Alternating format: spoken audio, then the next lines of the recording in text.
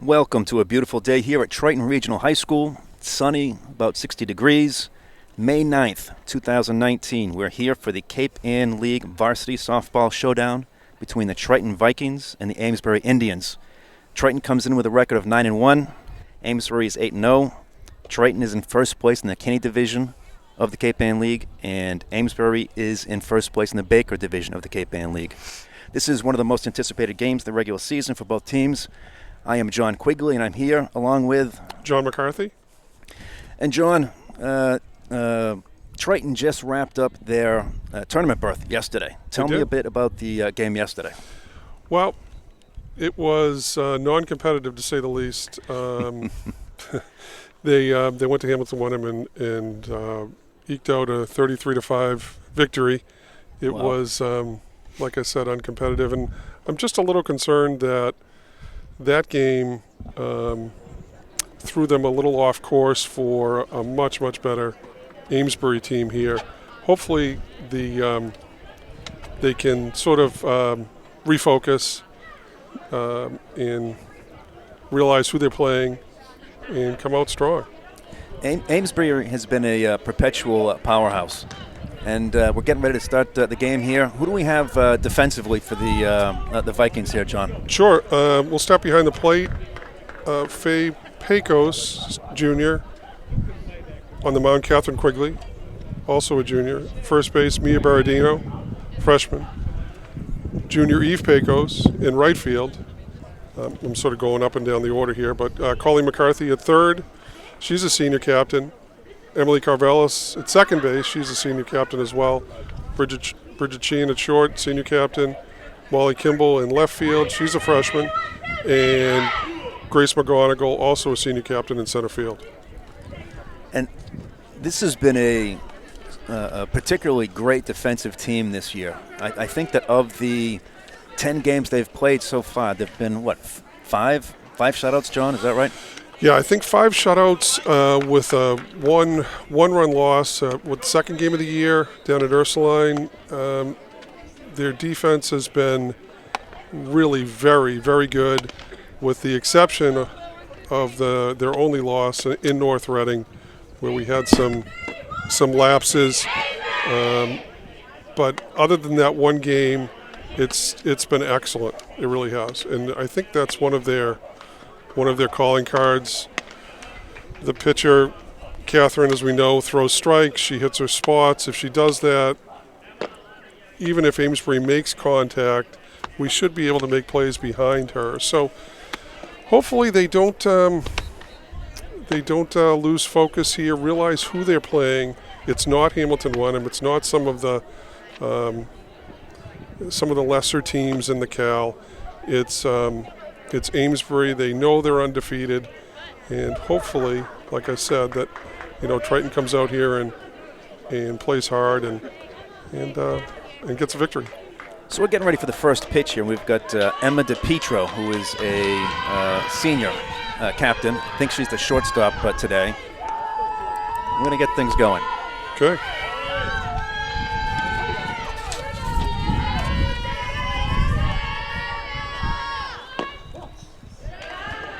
Looks like just outside for ball one. One ball, no strikes. Colleen and me are both in at the corners, watching for the bunt. High fly ball, ranging behind first base. Nice catch. Nice catch by Emily. Emily Carvelis with a basket catch, a little bit of a showmanship there. It's all right. She caught it. It's fine.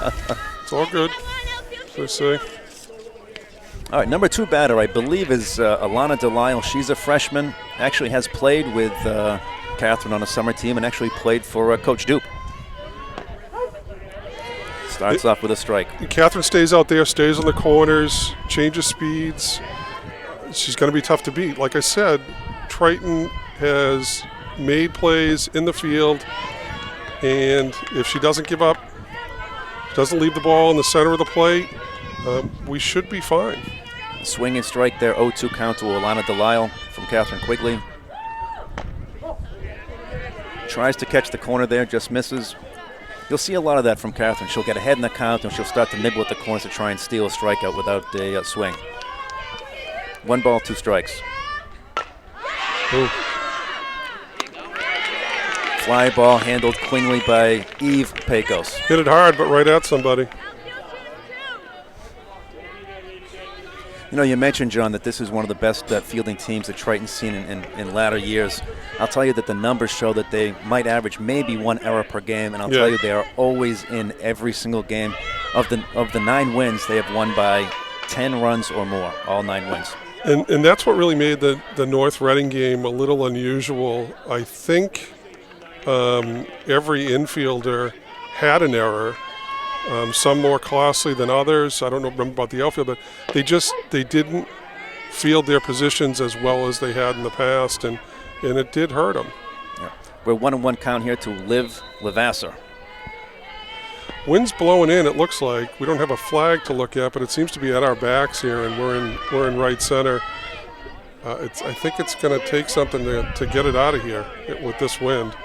Nice pitch there. 1 ball, 2 strikes.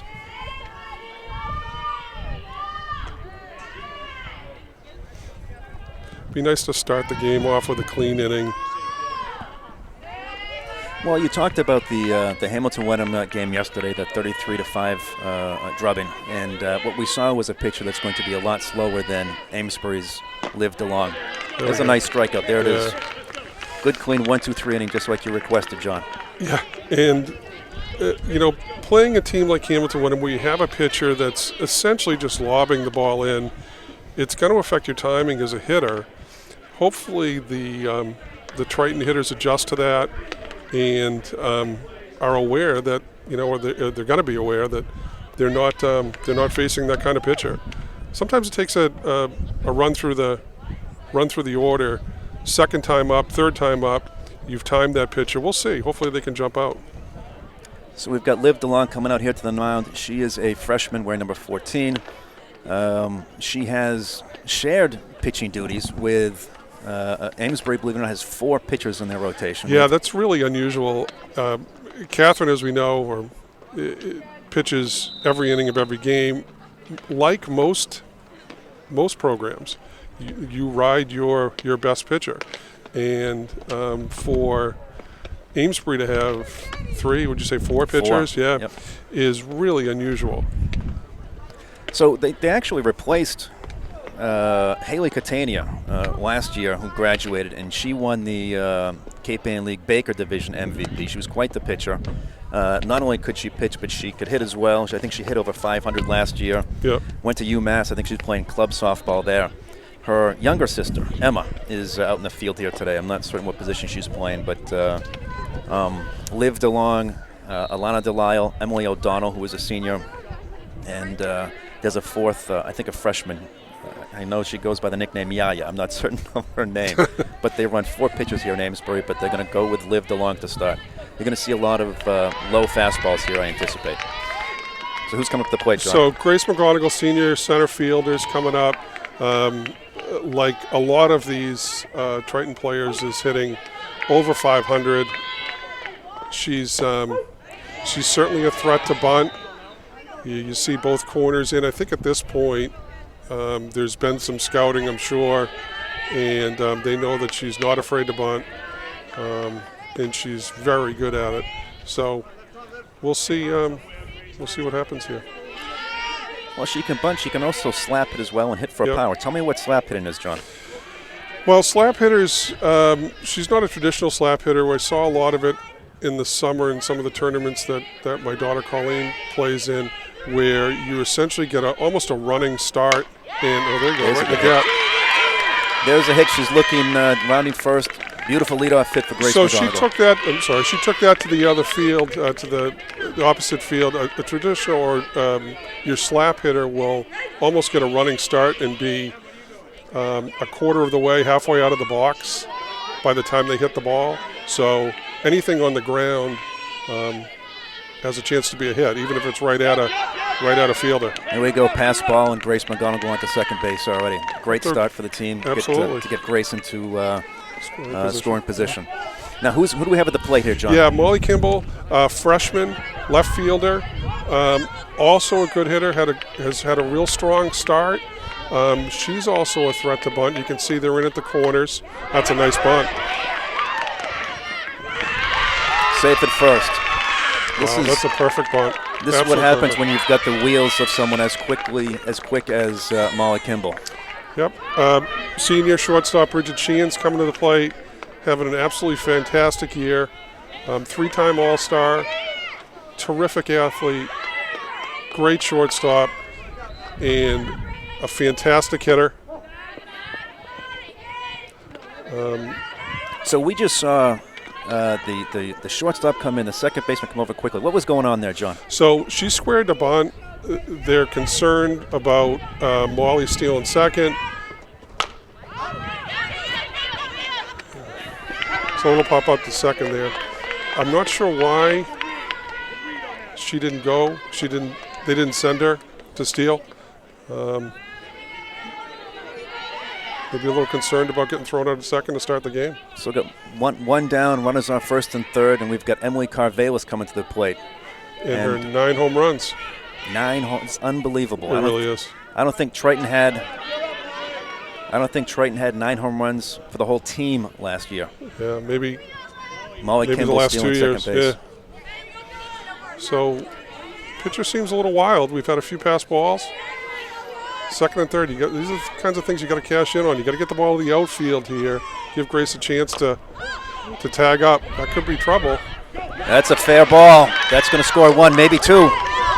Run's coming in. She's got to get down. Close. She's safe. Here we go, 2-0. Smart play by Emily to take second there too. Emily Carvelis with a. You scored that a bloop. You call that a single? I think it's a single and then a throw in, right? Yeah, I would 2-run single. Fielder's choice or error by the left fielder, second baseman there. So base hit, scores 2.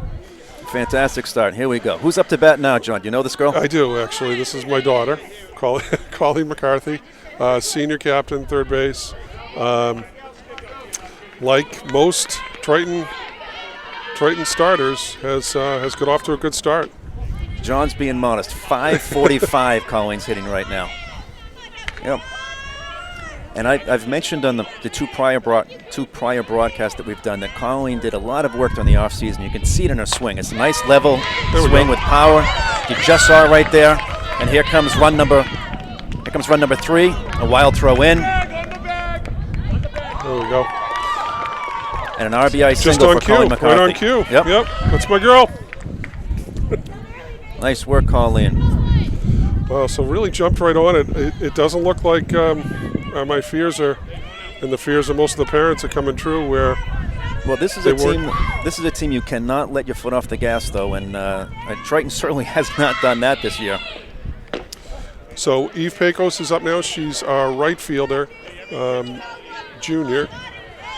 Her twins, the catcher Faye, and Eve's got a few home runs herself, so she's a strong girl, hits the ball hard, and there you go. This could score another run. Going to score another one. Yep. Yep. They're slow getting. I'll tell you, Amesbury's slow getting this ball in. They are. Another RBI for Triton. That's 4-0, 1 down.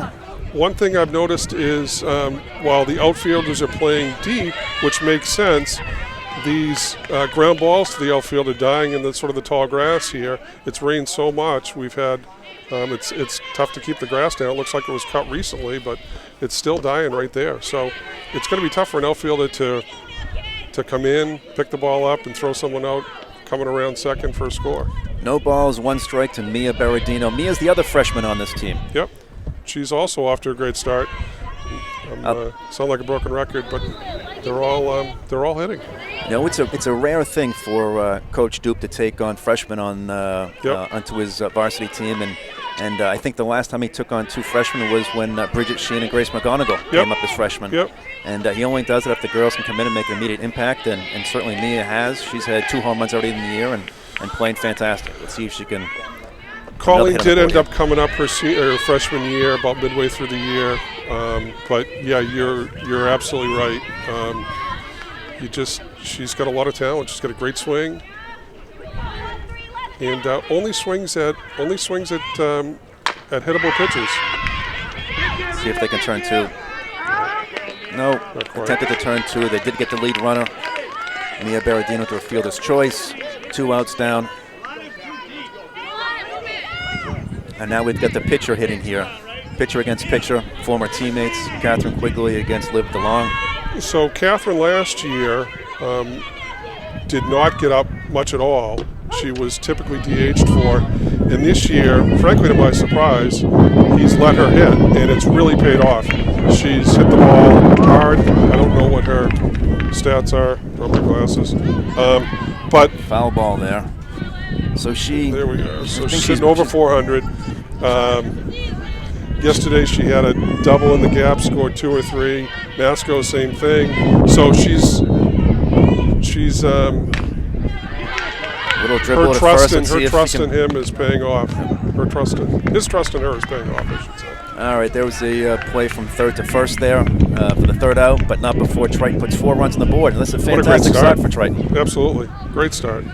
Quite frankly, not exactly what we expected. We expected a very low-scoring game. Let's see if Triton can play good defense for a second inning. So we're on to the number 4 hitter. But let me see. I've got Ella Balanson, then I'll take your word for it. Yep. Then Liv DeLong, and then on to the 6th hitter, Emma Catania, who we mentioned earlier was Haley's younger sister. So we talked a moment ago about the defense, and I'll tell you that the stats show that Triton has the best defense in the Cape Ann League. They're giving up an average of 2.1 runs per game, and on offense, they are scoring on average 15.9 per game. It's really incredible. And most of those 15.9 per games are in 5 innings, as there's a mercy rule where if the one team gets too far ahead, that's it, and they call the game. So most of these games only go 5 innings, and to score 16 runs on average in probably just a little over 5 innings is pretty amazing. So last year, Triton averaged 10.8 per game. And I will tell you that in my first broadcast, I predicted that we'd be around 13, 14, but it's even better than that. Yeah. This team can hit from 1 to 9. And when you look at the 8 and 9 hitters and their averages, yeah. And they're hitting 360 and 400 as your 8 and 9 hitters, you know you've got a solid team. Yeah. We've got 2 girls over 700.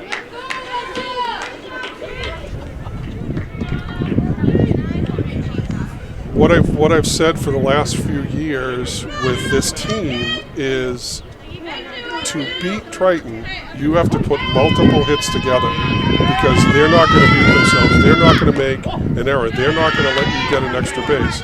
So if you make the plays behind them like they do, Catherine's going to have quick innings. Yep. Here we are, 2 balls missing outside. A 2-0 count.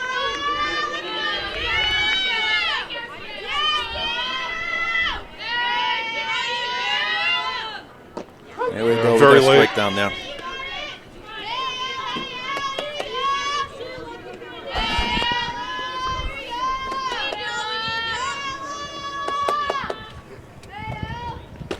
Turn that mic down. Yeah. I don't know if it's that one. 2-2, I think. All right, here we are, their number 4 hitter. Ella Balanson up now. Right up the middle. They set. All right, that's going to be the first hit of the game.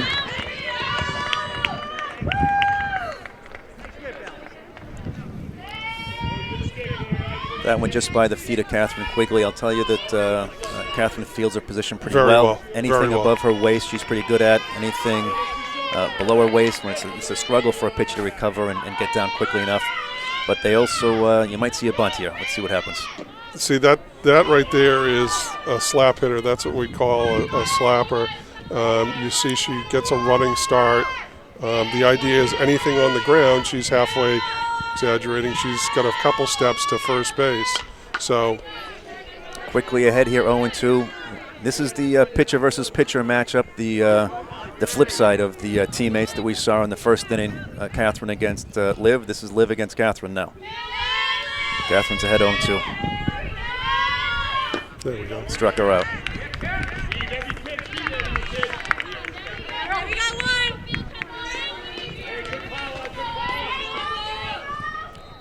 Coming to the plate now is Emma Catania. 2 strikeouts already for Catherine for 4 outs. There's a throw down to second. No, hit her in the back. All right, so that's the first steal of the game. Takes the force out. Hey, let's get you out here. 1 out, kid, 1 out. Anything behind? Anything behind?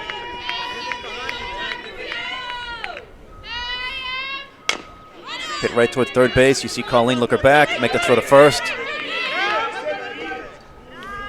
So they move the runner over, but there's 2 down now. Nice play. Take the out. Take the out. Going to third's fine.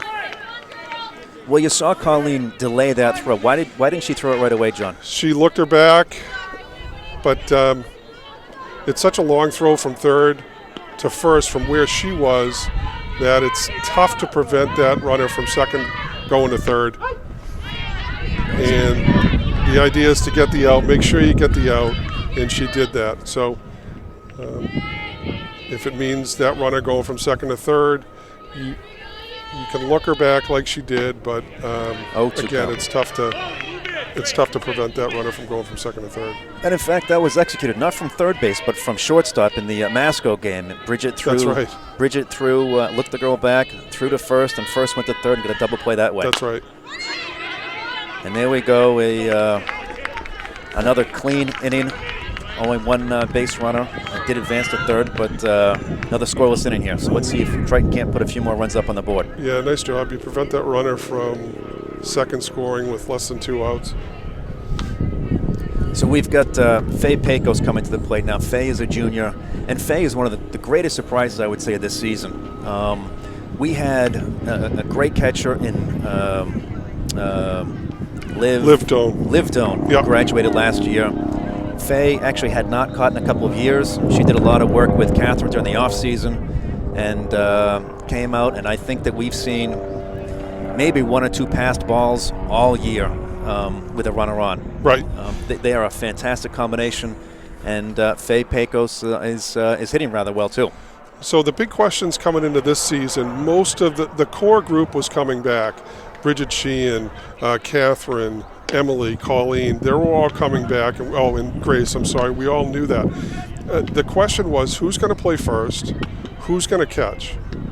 Those were the 2 biggest questions. And with Mia Baradino coming on board and doing a fantastic job, and Faye Pecos, neither one of them, in Mia's case, didn't play at all last year, and Faye really was more of a substitute in spot duty. You didn't know what you were getting. And for them to come in and really exceed all expectations and answer those 2 questions has been great. They filled the hole left by Liv Doan, and first base last year was Taylor Penniman. But they did a fantastic job. Here we go, Faye Pecos coming to the plate, Liv DeLong pitching. The Pecos twins are very strong. They hit the ball hard. They're compact. Their swings are compact, but they swing hard. And both have home runs this year. And their powers are in the gap. Yep, Faye has a home run, and Eve has 2 home runs. Yep. And they're both hitting, let me see. Faye is hitting almost 350, and Eve is hitting 423. Swung kind of a high pitch there. I think she's hungry for one over the fence, John. Yep, it looks that way. So if the pitcher just picked up on that, you go right upstairs again, see if she'll swing at that pitch again. Nope, What you don't do is what she just did and put it right down the middle of the plate. She's a freshman. She'll learn. You'll hear David Dupe, the coach for Triton, yell at Catherine every now and again, too good of a pitch. Yep. And that's what you just saw right there. She put that down the middle of the plate, and against good hitters, you cannot hit down the middle of the plate like that. That's right. So we've got a pinch runner in now for Faye. It looks like Carissa Boyle. Is that right? Yes. And she's a senior. She is. Yep. Second year with the team or third? At least second. Could be third. Her older sister played with the club, but Tessa graduated 2 years ago. That's right. That's right. And she's going for a steal. Get down. Going to be down. Just underneath the tag there. Grace McGonigal at the plate. Center fielder. Oh, yep. Grace had a single to left field first time up. And eventually scored. Nice hard slide. Actually popped the bag out of the tie down. Let's see how Dave does fixing this bag for us. So this is Dave's third year, is that right? I think it's his fourth, actually. Well, it's definitely at least his fourth because he was there my daughter's freshman year, which would be 4 years ago. I think that's exactly right. Yeah, he took over a team that either had 3 or 4 wins when he came in. Yep. His first year, I want to say they were 7-11. Just missed the states by a couple games. They oh, did. it is. Get back. Nice play by the left fielder, running catch, hit the ball hard. Nice rip by Grace McGonigal, just right to the left fielder. You thought that was going to drop for a moment, but it just held up there a little bit too long. So now we've got Molly Kimball, the freshman, up again. Yeah, she had a great bunt in the first inning, right in front of the plate, and beat it out. Let's see if she swings away or he has her bunting again. Another bunt. Another beautiful good bunt. one. Gets the runner over to third base. That's exactly what you want to do there. So now you set yourself up. If there's a pass ball, you can score, and you've got your certainly, arguably your best hitter, and certainly one of your best hitters at the plate now to drive her in. So I'll tell you, between Bridget Sheen and Emily Carvelis, it looks like it's going to be a two-man race for the Cape Ann League MVP, and could actually come down to being a co-MVPs. Their numbers are so close. I think the only number that's not close is home runs, but their batting averages, they're both over 700 or right around 700. Their slugging percentage, their runs, their RBIs, they lead the league in every category and by a wide margin. Bridget popped out her first time up, so she's looking to get an RBI here. 2 outs here in the bottom of the second, 4-0 Triton. Tough pitch to hit right there. Yep. That's where Bridget does like to go to right. A lot of her powers towards right center, right where we are. So we'll see. This is power versus power here. Yeah. And I see this is a full house, the parking lot, and you look at the stands, there's people along both sides of the fence. Yeah, it's nice to see. But in the parking lot, there might be a few dents in the hoods of the cars. Got Bridget on a strike 3 looking. Nice low pitch. That's where Liv has a lot of success, is right at the bottom of the strike zone there. That's a nice pitch. Tough pitch to hit. So runner stranded at third. We're going to the top 3, 4-0 Triton. So the 4 seniors. Your daughter has been with Triton softball for 4 years now. Tell me about her other sports. She was a captain of the volleyball team and a captain of the basketball team. How many varsity letters is she going to graduate with? So, let's see, 3 in volleyball. Well, I guess 4 in basketball. She was brought up late in the year, freshman year, and 4 in softball. So 11. 11. One less of perfection. That's right. That's pretty impressive. Yeah, not bad. How about Bridget Sheehan? Bridget was also a three-sport captain this year. She was also a captain last year of the softball team. So she's a 2-time softball captain.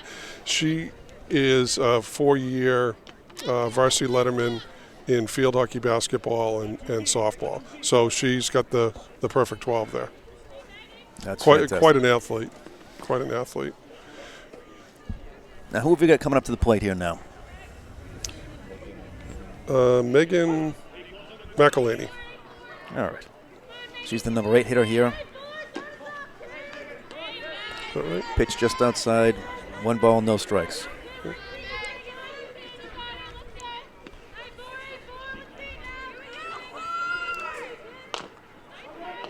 All right, 1-1 with a foul ball. So how about Emily Carvelis? Emily came over from baseball, isn't that right? Yeah, she had played baseball prior to up and through her freshman year, and gets by Colleen at third. Tough play. Always a screaming line drive at her feet. Real tough to Impulse handle it there. hard. Normally she makes that play, but got right by her. It's all right. Colleen's been solid at third this whole year. So Emily, she played baseball through her freshman year, came up to softball at the beginning of her sophomore year, came out for it, and first game of the year down in Ursuline, she was not starting. He brought her in to pinch hit, and she promptly hit a home run and has been at second base ever since. So The rest, they say, is history. yeah, she played the rest of her career at second. A little bit of cat and mouse here. It looks like they're trying to see if they can't try and advance this runner from second to third. Yep. So you got Mia back at first. She's covering the line. So Catherine and our catcher are going to have to be off the base quick. It's a nice play by Colleen. Yep, she came in quick on Nice that, fielded bunt. it cleanly, got the out. So I'll be curious to see if he brings the infield in to prevent the run from third to score, or just plays back, gives up the run to get an out. It looks like Colleen's in at third, again thinking about a bunt as we get down to, or we get to the top of the order. So the bottom of the order, I'm sorry. So I think they're batting 10 today. I think this is Okay. Emily O'Donnell, I believe, is who they had listed as Yep. the hitter. She is the senior pitcher. But she's DHing for the pitcher. Is that what we're doing? no, I don't know who she's DHing for. The pitcher, Liv Oh, that's Belong, right. did She hit. was up, yes. That's a nice pitch. So you keep the ball in the corner like that, it's just going to be difficult for any hitter to put some good wood on it, or some good metal in this case. Amesbury fighting to put a run on the board here.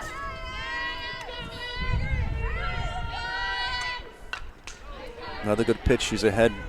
Is it 1 ball, 2 strikes, John? Is Yep. that right? All right.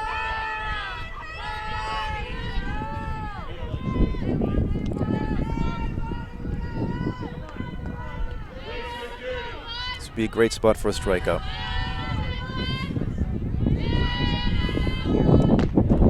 Tries to get the outside corner there.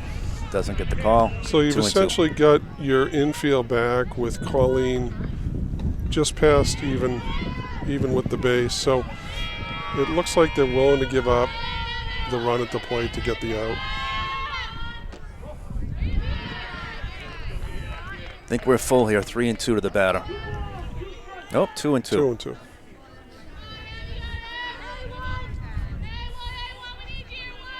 This is a big at-bat here. Let's see what happens.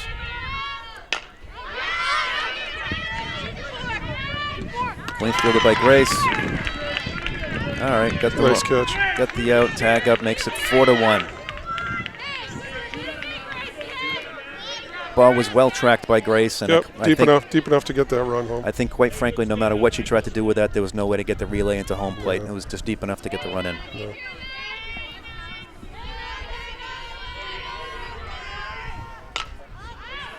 Foul ball here. Oh, it's a vehicle. All right. 2 down here.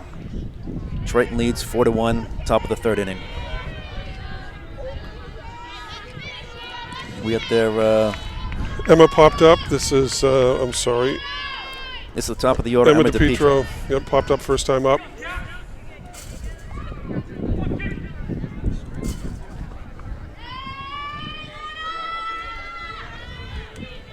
Yep, this is a packed house. I think this is the most fans we've seen for a game so far. Yeah. I think everyone understands the importance of this game. Amesbury coming in 8-0. And honestly, they play in the other division, and the teams that they play in their division, they play twice, and frankly, a lot of them have been easy wins for Triton, and I don't think it would be. Foul ball. I don't see another loss on their schedule going forward. No, they played and beat North Reading, so it's hard to see another loss on their schedule. You know, anything can happen, but they'd certainly be favored in all their games going forward after today. So the way that the Cape Ann League breaks it up is they've got the Kinney division and the Baker division. And at first glance, it looks to me, it's a deep hit. to Grace McGonigal again. All-star center fielder. Fielded cleanly. 4-1 Triton going to the bottom of the third. But as I was saying, there are two divisions in the Cape Ann League, the Baker Division and the Kinney Division. And at first glance, I'm pretty certain that the Kinney Division is all Division II schools and the Baker Division is all Division III schools. Oh, that's a good point. And Amesbury has been beaten up on the competition for a good long time. I want to say they've probably won their division at least 12 of the last 15 years, maybe more than that. They always go deep in the Division III state playoffs. They do. It's been a very successful program for a long time. They always seem to have a pitcher, and in this case, it looks like they're going to have 3 going forward. So I believe you can speak more to this, Jay, but I think 3 of them are freshmen, correct?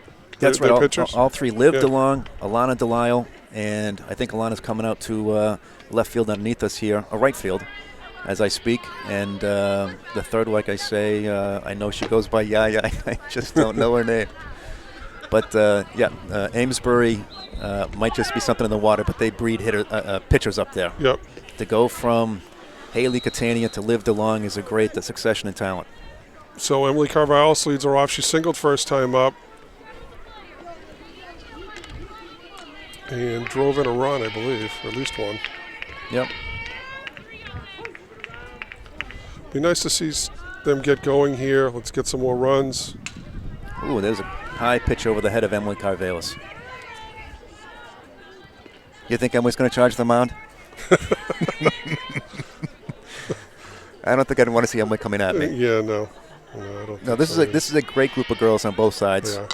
And 2 fantastic programs with a group of girls that really play hard and love the sport. Now, a lot of the girls out here play tournament ball, AAU and summer ball. Yep, Colleen and Bridget played for the Seabrook Titans this past summer and the one before that. As a matter of fact, they had tournaments all over New England. We went out to Ohio this summer for a weekend tournament where we faced other teams from the Ohio, Midwest, and they ended up winning the whole tournament out there. They beat the Indiana State champions in the semifinal game. So there to say the level of competition was strong, and their team was excellent. They're mostly made up of girls from the Portsmouth area, and Colleen and Bridget from Triton. And that was coached by George Penniman, is that right? Yes, yeah. His daughter was actually the first baseman, we mentioned it earlier, for Triton, Taylor last year. So, yeah, great coach, great guy. And they'll both be playing for him again this summer. They move up a division. It was 16 and under. They're both young. When I say both, Colleen and Bridget, they're both young seniors. Colleen's not 18 until August. Oh, well fielded by the shortstop. Oh, there's an error. MK is going to try and push it, and she does. Slides into second base. Nice play getting to that ball, just a poor throw. Yep. You know, it's one of the things that MK does well is, and she actually gets on base quite frequently with a lot of errors because she hits that ball so hard that a lot of times it gets through. That time it was fielded cleanly, just a bad throw by the shortstop. Yep. Colleen's up now. She had a single last time up and took second on an overthrow. Another chance for an RBI. MK's going to the Navy. Yep, that's what I'm told. And what about Colleen? Where's she going next year? She's going to Roger Williams next year. Fantastic she's school. Excited. Is she going to play softball there? She's going to try. We're going to see. She's talked to the coach a few times, so we'll see what happens.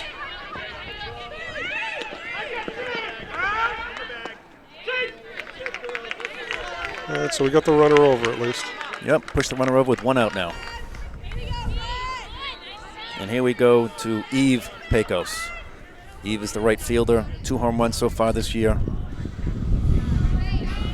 So with a runner on third and less than 2 outs, the idea here is to get the ball in the air like Amesbury did. Let that runner tag up. We'll see if she's able to do it.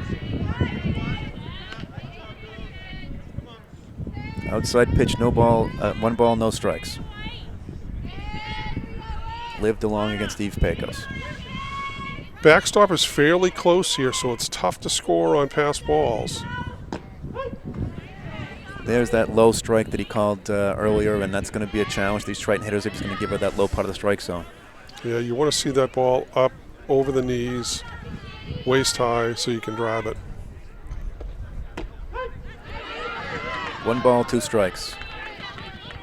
Let's see if she can't bring in Emily Carvelis here. Still 4-1 Triton, bottom 3.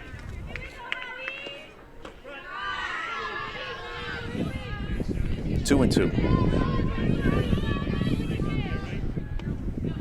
You see some nice movement by the infield here with Amesbury. As Yeah, you do they're with all Triton. moving around. They're well coached, you can tell. There's a strikeout. Mia Berardino coming to the plate. So Mia puts the bat in the ball. She does not swing at bad pitches, like I said earlier. She grounded out last time up. Will it fielder's choice? Did reach base. So let's see if she can drive in a run here. Mia is one of the most patient hitters on the team. She leads the team with 12 walks. There she is ahead. 2 balls, no strikes.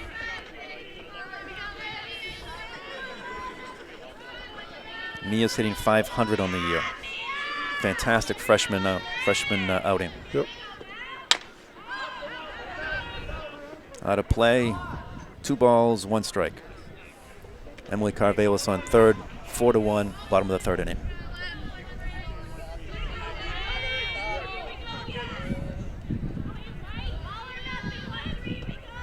Wow.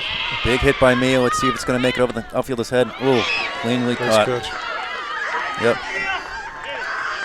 Well tracked back to center left field. Was about 8 feet away from a home run. She put a charge in that.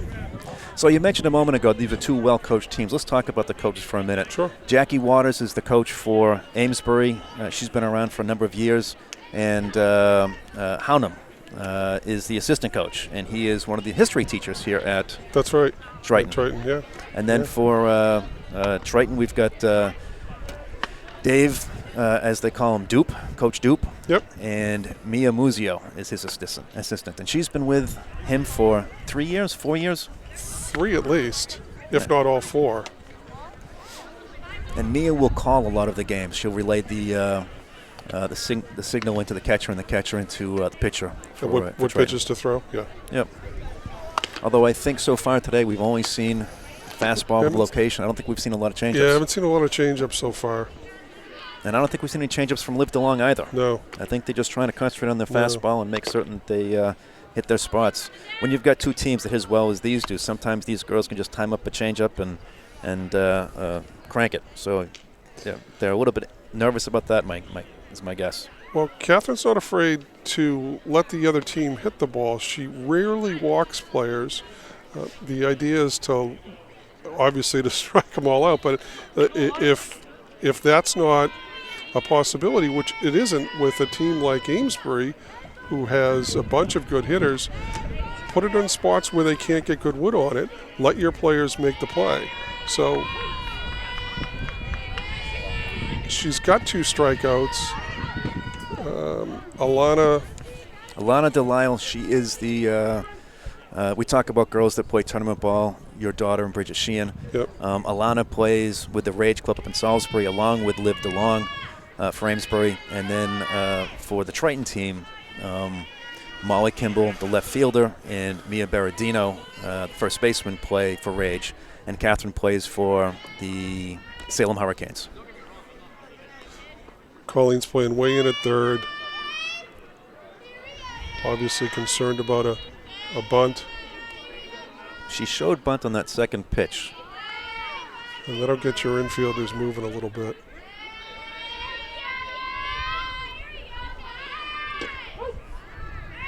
Nice pitch on the outside corner there for Catherine Quigley. Yeah, if she sits there, if her pitches are there, it's going to be tough for Amesbury to get good wood on the ball. Yeah, Mia's been flawless at first too. Again, I'm repeating myself a little bit, but we were concerned going into the year with the catcher in first, and to get this kind of production defensively as well from our catcher and first baseman, it has just been, a godsend. Top 4, 1 out, 4-1 Triton. Number 3 hitter, Olivia Lavasser, who had a great game yesterday. Struck out first time up, so hopefully we can do that again.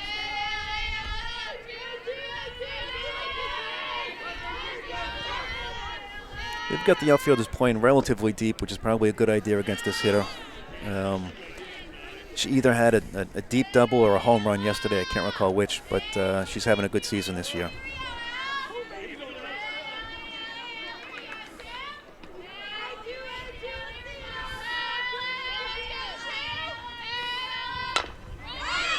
Hit the shortstop, fielded cleanly by Bridget Sheehan. 6-3, beautiful play.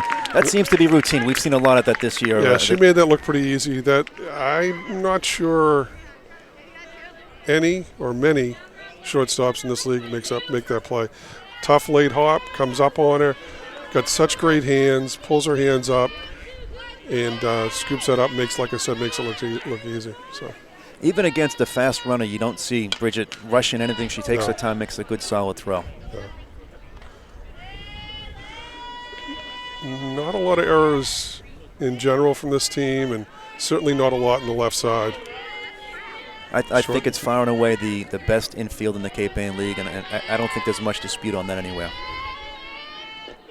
There's your first changeup right there. Yep, way out in front of, and that's the former teammate Liv DeLong. They pitched together on the same team, and they used to take turns pitching games back to back, and they're going right at each other today. I think she got a single up the middle first time up. I think she struck her out the first time. No? No, singled last time. Ground ball single. You missed a batter. Oh, I missed a batter? Yeah, Liv DeLong will lead off next inning, you think.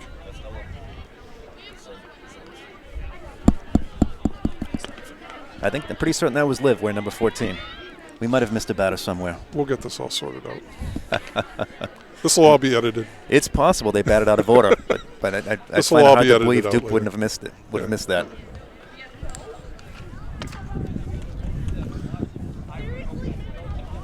We'll find out next inning. Maybe it was a girl who looked like Liv DeLong. There were a couple of blondes out here in the field with long blonde hair that. Let me see the. I'm not even trying, John. The center fielder, the pitcher, and the second baseman look like triplets out here. All right, here we go. Bottom 4, still 4-1. Triton holding on to this lead. They want to add to it right here. Who do we have coming up in the lineup? Let's see. It looks like Catherine's leading off. Catherine Quigley leads off. Faye Pecos and Grace McGonigal at the top of the order. Yesterday, Catherine had the offensive game of her life. I think she went 4 for 5 with 6 RBIs. Every time she was on base, she got a couple of runs in. And that's the way that kind of went yesterday. Of the 13 batters that came to the plate, 12 of them scored. So everyone on the team except for one of the players scored. And it's nice when everyone got on base. It's nice when your number 8 hitter is hitting 407. Grounded to third first time up. Late swing there, but got a piece of it. She's got to straighten that out. No balls, 1 strike. Lived along, pitcher against pitcher again. So you saw in that first inning, there were clean singles. Emily had one, Colleen had one.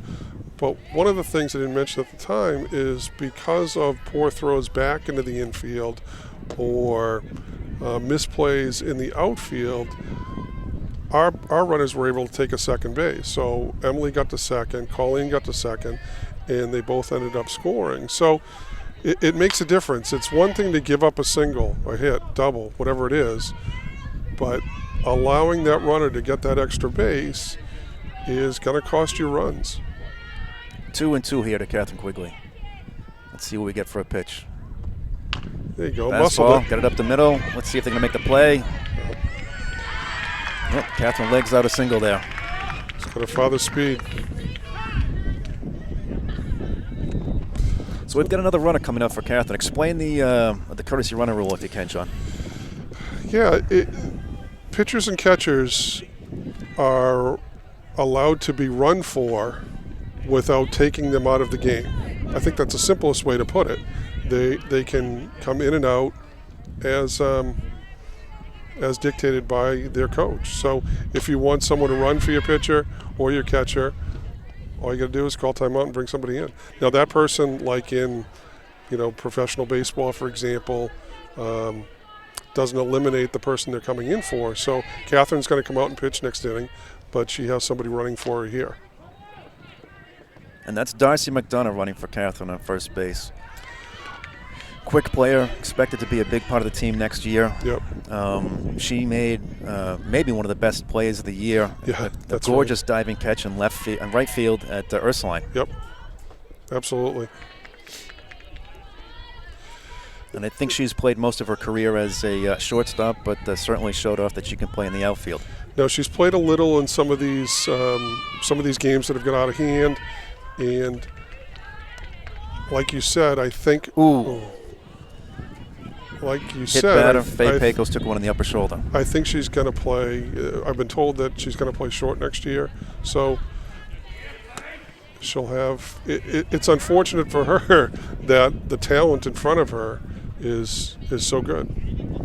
It's one of those things where I think that Darcy would probably be a starter on almost any other team in the Cape Ann League. That's a good way to put it. But this, quite frankly, is probably far and away the most talented team in the Cape Ann League. When you look, and you mentioned it before, when your 8 hitters hitting 350, your 9 hitters hitting 350, your 400 for the 8 hitter. Here we go, nice little bunt by Colleen. By Grace McGonigal, foul. Flew out to left first time up. Scored in the first inning. Grace was an all-star last year along with Bridget and Catherine and Emily Carvelis. Now, the way the Cape Ann League runs this, if you come in first place in your division, you get 5 all-stars. Oh, okay. I didn't know that. If you come in second place, you get 4. You come in third place, you get 3. Well, I guess that takes some of the debate out of it, right? It does a little bit, but I'll tell you what, I think the debate rages on because I think there are probably 6 girls who could be all-stars or 7 girls in this team.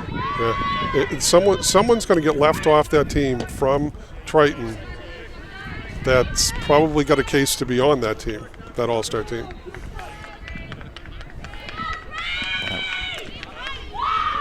No outs. First and second. Let's see if they can actually double play. Nope. They just try and go to first.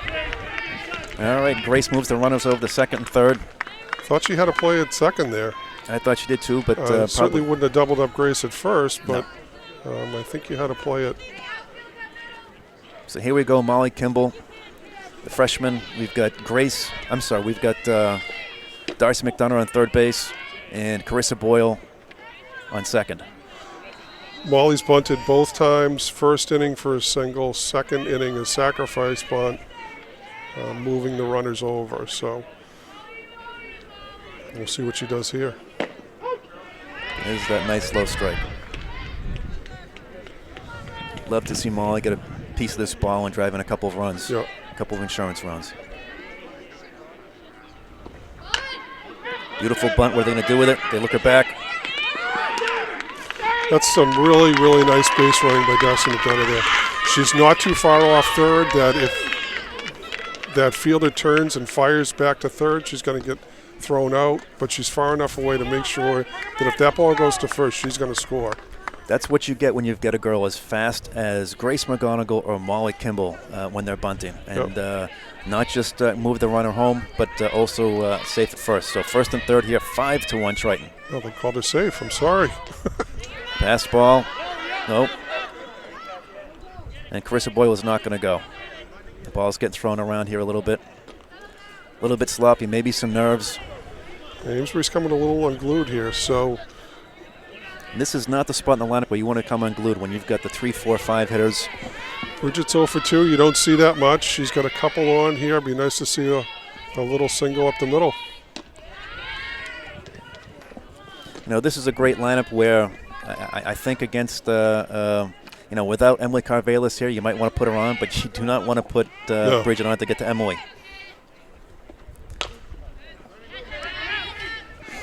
So Bridget's got a little bit of an inside-out swing, and what I mean by that is she'll wait and hit the ball hard, typically over the second baseman's head. Now, with a pitcher that's a little bit slower, she'll turn on the ball and rip it to left. Oh, that pitch looked really outside. It's hard to tell from here, but Bridget's reaction tells me that was way outside. That was a tough inside-out pitch.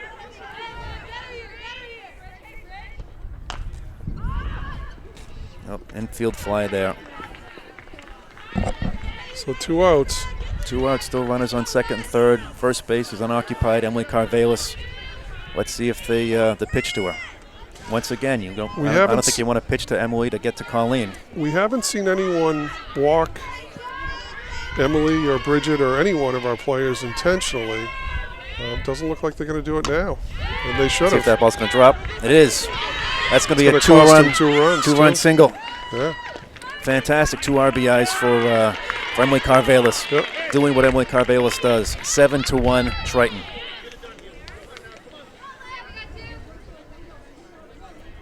Colleen McCarthy coming to the plate.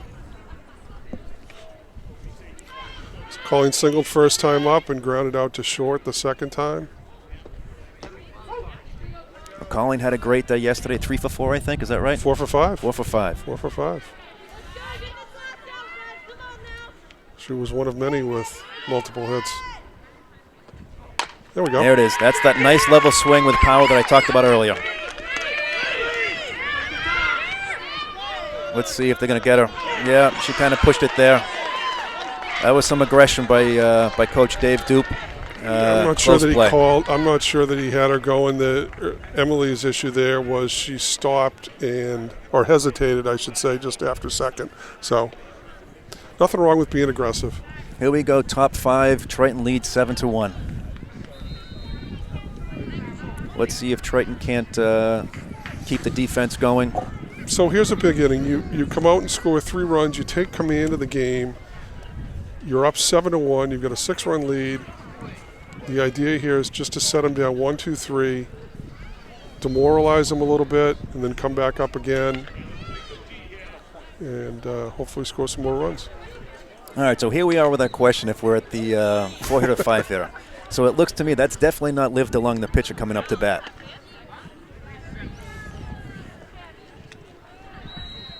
It's not easy keeping score up here, but I'm pretty certain this is Emma Catania coming to bat now.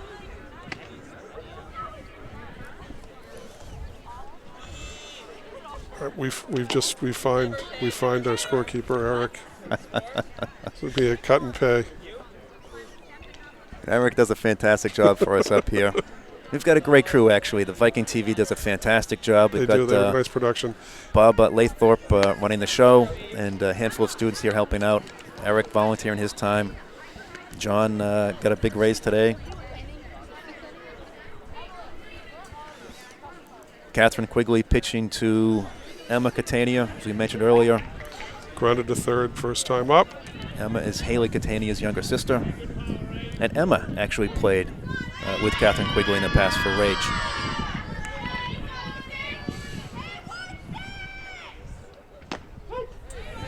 Nice strike there on the outside part of the plate. That's where Catherine lives a lot. Both pitchers sitting out there. Difference is Triton's putting the bat on the ball, hitting the ball hard. Amesbury not so much. And when they do, they're hitting it right at us. 1 ball, 1 strike. I hit the outside corner for strike 1. I tried to go a little bit too far outside to try and induce a swing there. There we go. Nice pitch inside. Second changeup, looked like. 1 ball, 2 strikes. Yep. That's right where you want that changeup to drop, is right near the front of the plate. Yep. So it's oftentimes hard for the catcher to handle, but so tough for the hitter to get a hold of. Fielded cleaner by Colleen. Nice 5-3. So I keep score a lot during many of these games, and I'll tell you that the book is often littered with the 5-3 plays. Yeah, it seems to me this year, I haven't spoken to you about this, but it seems to me that Colleen's been much more active this year, bunts, ground balls, versus last year where it was sort of an even split between Colleen and Bridget, ground balls to short and third. I'm not sure what that is. I'm not sure the reason for that, I should say.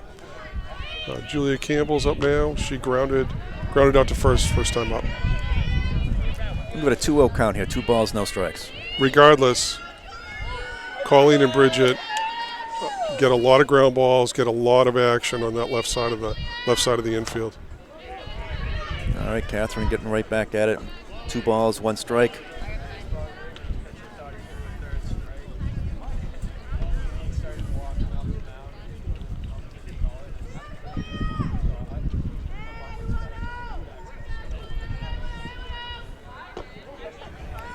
There was a little something off of that pitch there. Looked a little bit slower. I think she might have lost a change-up high.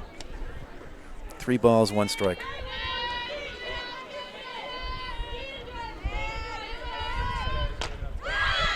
That might flare in. Yep, a little flare between the infield and outfield.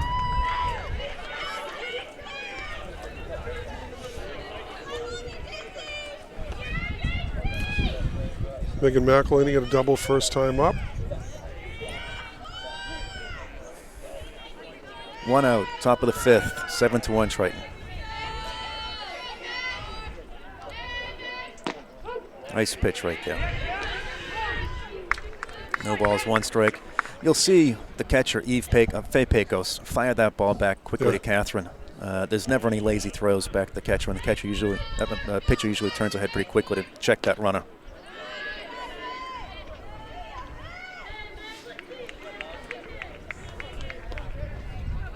One and 1 count here, 1 out.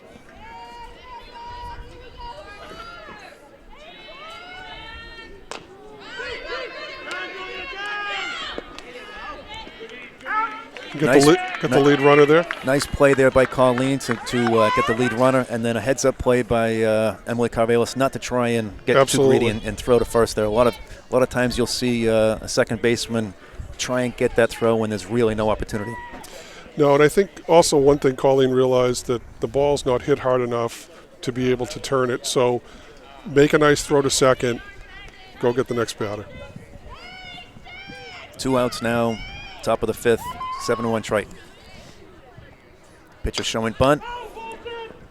Abby Aponis grounded to third last time up.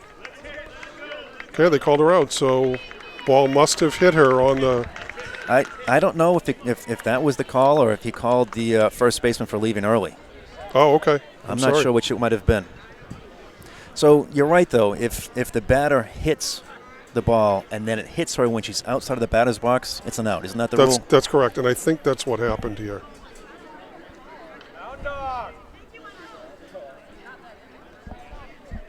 All right, here we go. Bottom 5 Triton. Amesbury coach not thrilled with it, I can tell you that. Triton leads 7-1.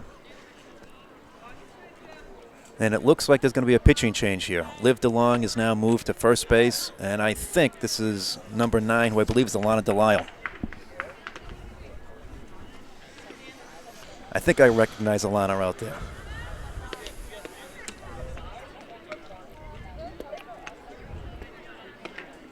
As we mentioned before, it's quite the luxury for Amesbury to have 4 pitchers. Yeah, it's really unheard of. Truth be told, most of the teams that we've faced have their struggles on the mound. And to have multiple pitchers is unheard of. What's the saying, John? An embarrassment of riches? Yes. But at the same time, I'll tell you this, that you've got a team like Triton that Catherine throws every pitch, and she's got 55 innings under her belt. And then you've got someone like Liv DeLong, who's every bit as talented as she is, and she's only got, I want to say, 20 innings under her belt.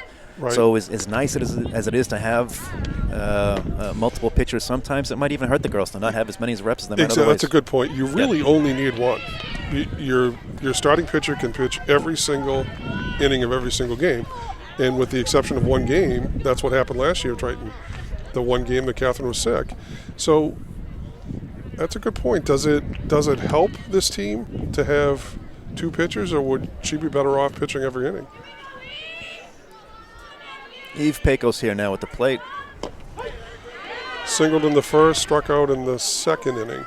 No balls, 1 strike. I think you're going to see, even though it's a different pitcher here with Alana Delisle, you're going to see a very similar style. Might be a couple miles an hour slower, but still pretty close to straight fastballs. There's a foul ball into the crowd. It's definitely cooled off. The sun has gone in. It's probably 10, 15 degrees cooler from the start of the game. Oh, she looked at a close pitch there. I thought that one might have been the top of the strike zone, but good eye by Eve. Eve is, I think, second on the team in walks, and it's a great selective hitter. She's got 7 walks. Actually, 3-way tie for 7 walks on the team. Faye, Grace, and Colleen. There we go. 3 good selective hitters. Yeah, they really don't swing at bad pitches. Oh, well handled by the pitcher there.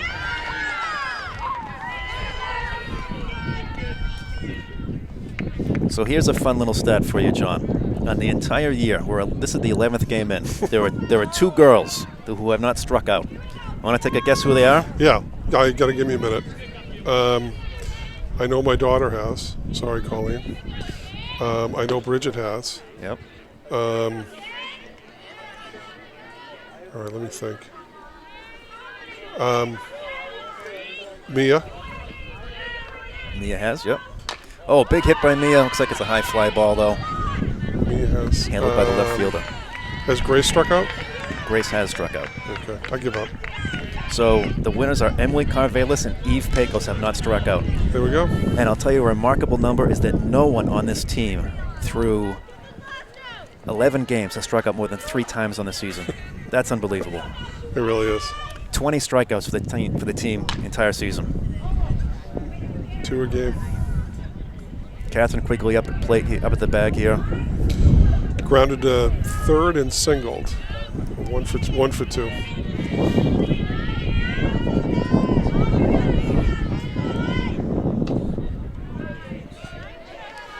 Another close pitch right there. It looks like this umpire is not giving the top of the strike zone.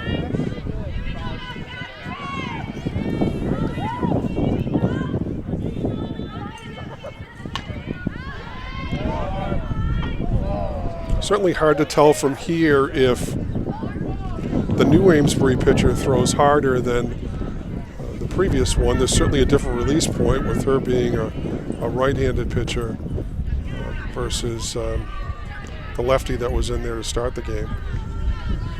We got a 2-2 count here, isn't that right? Yeah.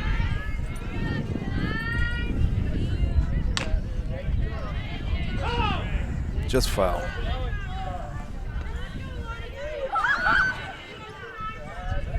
No, I think Catherine was a little bit late on the first 2 pitches that she fouled off, and now she's a little bit early. Let's see if she can't get it right up the middle now.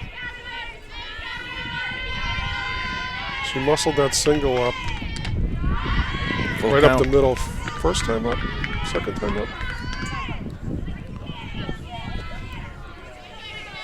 Second time up. Oh, she took a walk there. Is that the first walk of the game? Yeah, I think that's the first walk of the game for either team. It is. Yep. Well pitched game. Faye got hit in the shoulder last time up and singled the first time up.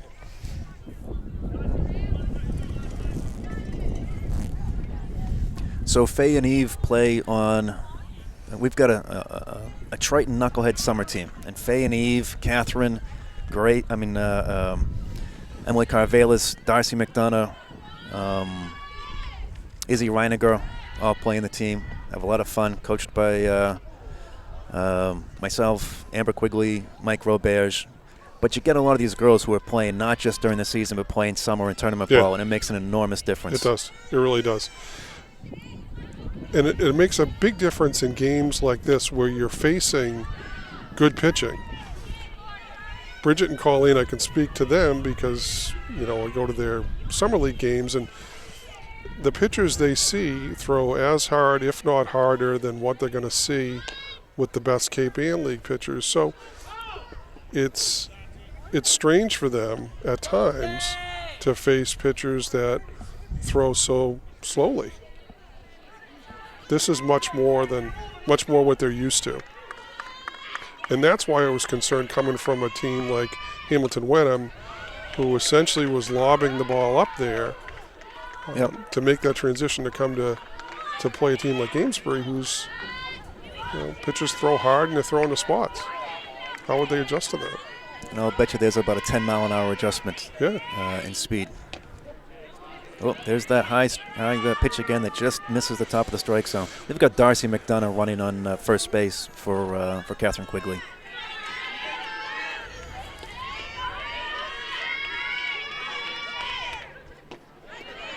Strikeout there, nice pitch, ends the inning. Strikeout there, ends the inning. 7-1 going to the 6th inning. Triton looking for 6 outs to close this out. I will say that Coach Dupe has had this team really well coached this year. Doesn't have the girls looking too far ahead. They knew this was a big game, but he tried to keep them calm before this game, and I think it shows. They come out, they look pretty loose, they're focused, but they're playing some great Triton softball. I know after talking to Colleen when she got home yesterday, we talked about how her and the other captains spoke to the team a little bit after yesterday's game. Not so much in front of everybody, but one-on-one, and said, listen, tomorrow's going to be a different game, and we need to sort of put this huge win behind us, if that makes any sense, and really focus on a good Amesbury team coming up tomorrow. So, and they came right out of the gates and scored 4 runs. So now that we talked about not looking too far ahead, let's look ahead. Left on the schedule is, as I see it, how many more challenging games? Just one, John? Yeah, I would say probably just one. I thought the other day Masco would be a challenge based on some of the scores. They had lost a close game to North Reading. And maybe it will be when they come here. The Masco game on Tuesday really got away from them with 2 bad innings. It wasn't much of a contest. I thought it would be. The rest of the teams they're playing have losing records. I think that's right. I think all of them have losing records. Other than Masco, but Triton will be favored in all those games. So this is Emily O'Donnell. She fists one out to shortstop. She fouled out to center and now popped up to Bridget at short. Bridget and MK have great range behind them, something you don't always see with shortstop and second baseman. They're ranging back quite a bit. Great first out there. Where are we at in the lineup? Number two. Lana Delisle. There we go, 4-3. Well played. MK to Mia Berardino. 2 quick outs here. I think that was 2 outs on 2 or 3 pitches. Yep. That's pretty economical. Catherine's pitching a great game. Oh, that was the top of the order, I'm sorry. So this is your number 2 hitter. This is Alana DeWile, who may or may not have been in there pitching the last inning. If she's number 9, yep, that's it. So Alana was the pitcher who lived along. So that was a nice changeup. So Catherine, by my count, has thrown 3 changeups, all for swinging strikes, and all have made the batters look challenged. That's what happens when you throw the changeup and you throw the fastball right behind it, and a bad swing. Ahead on her, 0-2. Curious to see what she throws here.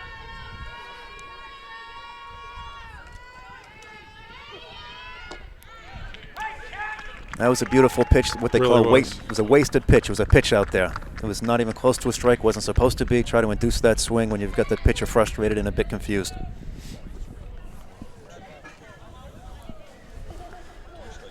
Three strikeouts, no walks. Yep, this is what we said. This is what Catherine does. She hits her spots, let the girls hit it if they can, and most of the balls are infield dribblers or infield hits anyway that Triton fields exceptionally well. Yep. I think there are a couple hits to the outfield, but not a lot. I think you'll see an average of maybe 3 or 4 balls hit to the outfield in a typical game for a Triton game. So here we go, bottom 6. And hopefully this is going to be Triton's last inning at bat. Top of the order. Grace McGonigal's leading on. She singled in the first, fouled out, and grounded out. She's going to be playing at Suffolk University in Boston next year. Suffolk Rams. It is in Boston, right? I'm a Suffolk Ram. I That's didn't right. know that. Yep. Yep, so we've got Grace going to Suffolk, your daughter going to Roger Williams, Bridget going to Penn State. We've got MK with the Navy, and we've got Carissa Boyle going to UMass. Quite a variation in size of school, certainly. All right, Grace McGonigal at bat here, trying to get things going and get a couple more runs on the board. I'm pretty certain they're going to be beneath their average of 15.9 runs a game, but if they can get out of here a big with inning, you never know. They get out of here with a win, they're going to be happy. So Triton actually had a drought against Amesbury. I want to say it was 5 years they hadn't beaten Amesbury, and last year they beat them 4-1. Well celebrated game. First hitter of the game for Amesbury hit a home run off Catherine. That ridiculous field there, where they don't. If you've never been up there, there is no fence in the outfield in Amesbury. So what happened last year was there was a hard hit ball down the line, and it hits the pavement, right? That's exactly what happened. And it just rolled. It rolled outside the stadium, and she could have circled it twice. Leadoff home run. Leadoff home run, and then that was it. That was it. And then one of the Pecos twins, I think it was did Eve, the same thing. Did the same exact thing. So safe. Yep. Great slide by Grace. It's a nice slide. I think that throw would have been in time. It was just a little bit high, but Grace is fast. Beautiful slide to get in on the tag. So we'll see if Molly's bunting here. I would suspect she is, even with the infield in.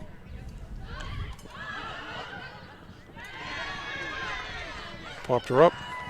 Yep.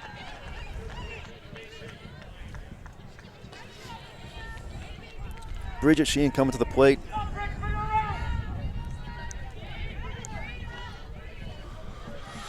So Bridget's due. She's going to drive in a run here. I'm making a prediction. Oh, she tried to swing at that when she wanted to put it out toward us. John, you told me you're catching the ball if it comes out at me, right? That's what I told you. We'll see what happens. We're perched high atop the SCTV van here. Yes. Viking TV once again. I got to give some accolades to the group here. They do a phenomenal job with this production. That got 2-3 cameras going, a handful of mics.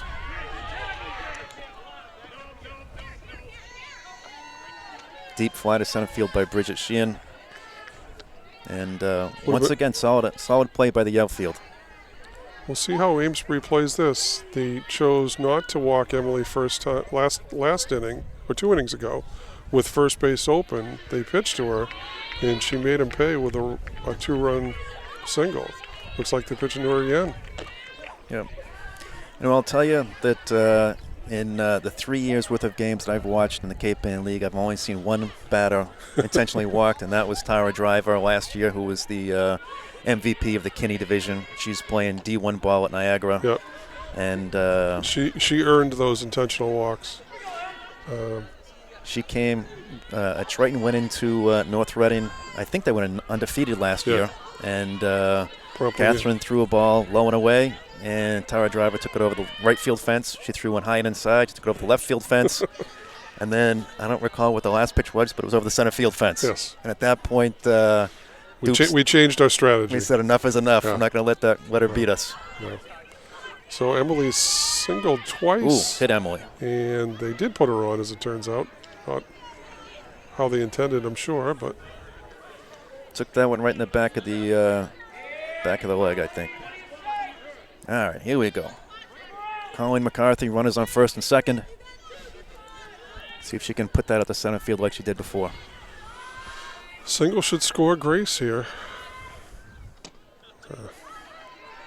Pulled up on that swing a little bit. Wasn't certain if she was going to follow through with it. Got her twisted around a little, so she's 2 for 3 with 2 singles and grounded to short. But I think you're right. She puts this in the outfield, and Grace is going to come in. So no 2-hole. We'll see if we've got a change up here. I haven't seen. Haven't seen one yet.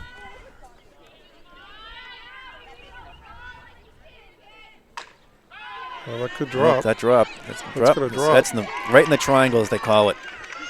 Oh, bad throw home. Yeah. Colin with the RBI there. Nice piece of hitting. Couldn't have put that anywhere better. Nope. You saw all 3 players converge, and no one can handle it. 3 good fielders too. There's not a lot of space to drop that in when you get that high in the air. Yep. 8-1 Triton now. Yep. That's too good a pitch, 0-2. She had her 0-2, and you see Catherine throw that at the end of that last inning. You see Catherine throw that pitch to the outside, off the plate, 0-2. Make that hitter go chase it. The Amesbury pitcher didn't do that. She threw a strike on the inner half, which is not what you want to do. There's a hit up the middle. That's going to score another run. No, they held her up. No, held her up. Probably a good decision, actually. And Emily came in, another run. Oh, I'm sorry. Yep. I was just looking at Colleen. They held up. It's not all about Colleen, John. She's had one hell of a game, though. It is at our house. Yeah. Well, speaking of which, how's your son doing? He's Jack, doing right? good. He's here. He's off to our left, and he's good. He's playing basketball at Rivier University up in Nashua. He's doing well. He's working. He's got a summer job at a pool company, so all is good. The team had a tough year. He's a sophomore up there. He played quite a bit, and he's really looking forward to his junior year up there. So all is well. Mia Berardino here at bat. Runners on second, third. Got Eve Pecos on second and Colleen McCarthy at third.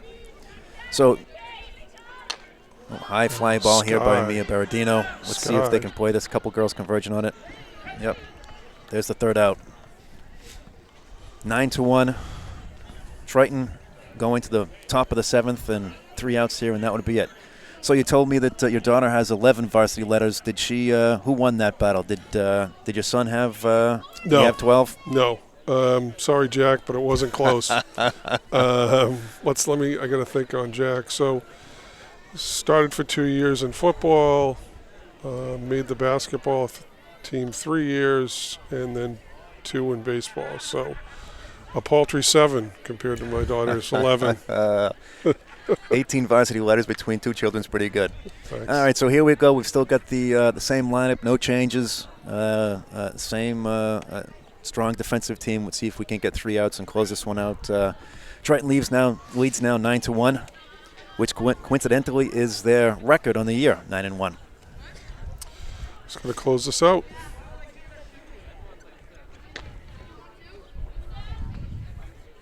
So who have we got coming to the plate now for Amesbury? 3, 4, 5 it looks like. Olivia Levasseur. All right. Olivia Levasseur. Then we've got Liv DeLong and Emma Catania. So for 2 with a strikeout and a ground out. So we'll see if we can get out of this inning economically here. Tries to take a nibble at the outside of the plate. She's pitched a great game. She's stayed off the center of the plate. By and large, the balls that have been hit haven't been hit hard. And like we said at the beginning of the broadcast, Triton. The defense plays behind her. Yeah, they make plays. All right, 2-0 count. Hitting right to first base. Easily fielded by Mia. 1 down. Yeah, I'm thinking about back to your comment about the All-Star team, and it's going to be really difficult to pick 5 out of this group.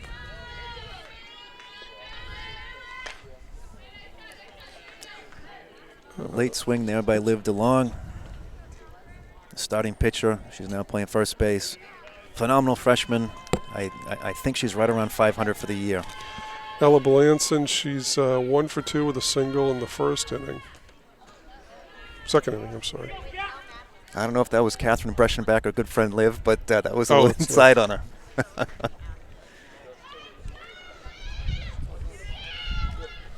Keep her honest. Something to talk about after the game. That's it. You know, it's funny. I know that Collins experienced the same thing. She played with some girls from Newburyport. You play with the girls on different teams, and then you get to the Cape Ann League, and you end up playing against them. Yep. So, friends and enemies, and at the end of the day, you're all playing the same sport, they're all and just you competing, celebrate right? each other's good play. Yep. You're all competing. Just slipped under her glove there. She'd like to have that one back. Yep. One-hit single. How are you scoring that, John? Is that a hit or that's a base hit? Yeah. Good solid hit? That's a base hit. Emma Catania, it looks like. She likes Colleen. 5-3 both times. Hit to third base. Probably hit it to Mia this time, right? One out, bottom of the seventh, 9-1 Triton. Looking to close it out here. How about a double play, John? We haven't seen a double play yet today. We haven't. No. 6-4-3? Yep. 4-6-3. Oh, all right. I like 4-6-3.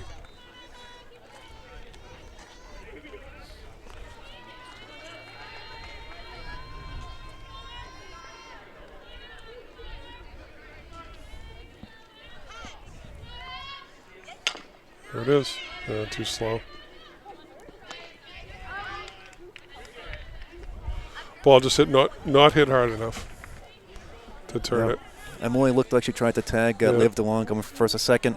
Just missed her. Nice job by Liv evading the tag there, but they're down to their last out. They've got to do something right here and keep it going, and otherwise they're going to have their first loss of the season. Convincingly, too. Right, as you said, right from the onset. Yep. They jumped on him early. Good pitch there for a swinging strike.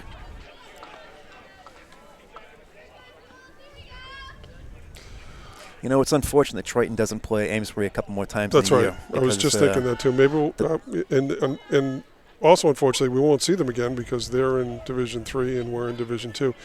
The good news for Amesbury is there's not another loss on their schedule. They shouldn't lose another game based on, who they're playing. I'd be surprised if they did. Oh, things getting a little bit sloppy here. Run comes in. It was a legit score there. 9-2. Triton. 2 outs. Bottom of the seventh. Top of the seventh, excuse me. I'm giving her a second. The ball. On a dead ball. One off, too, but looked like.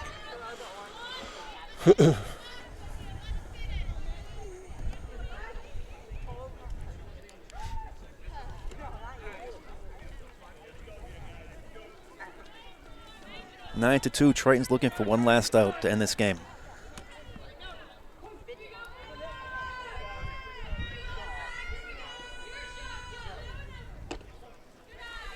High pitch, 1 ball, no strikes. Runner on second base. Infield at typical depth, outfield as well. Looking to get that last out here. Foul ball.